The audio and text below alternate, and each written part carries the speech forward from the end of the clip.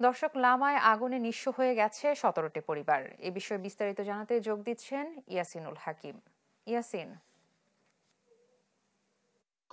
আমি এখন দাঁড়িয়ে আছি বান্দরবানের লামা উপজেলা সদর ইউনিয়নের এবং পূর্ব বেতচর এলাকায়, যেখানটায় আসলে 17টি বসত বাড়িতে অগ্নিকাণ্ড সংঘটিত হয়েছে এবং বাড়ির প্রতিটি মানুষেরই আসলে গড় বাড়ি পুরো আসলে নিঃস্ব হয়েছে।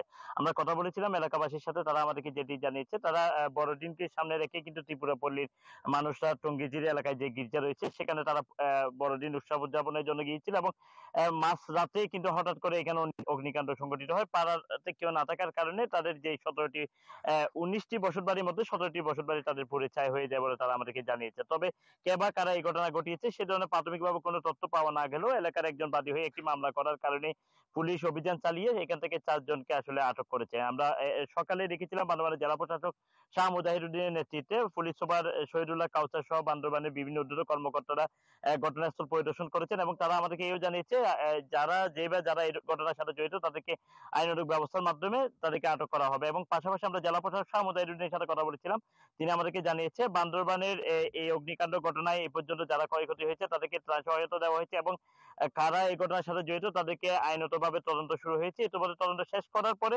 বিস্তারিত জানা যাবে বলে তারা আমাদেরকে জানিয়েছে। তবে এই ঘটনার সাথে জড়িত ইতিমধ্যে 4 জনকে আটক করেছে, বাকিদেরকে আটক করার জন্য পুলিশ সক্রিয়ভাবে কাজ করছে বলে আমাদেরকে পুলিশ সুপার শহীদুল্লাহ কাউসার জানিয়েছে। এনি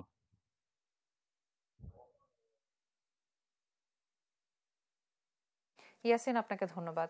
দর্শক, বান্দরবানের লামার অগ্নিকাণ্ডের সর্বশেষ পরিস্থিতি জানাচ্ছিলেন সহকর্মী ইয়াসিনুল হাকিম।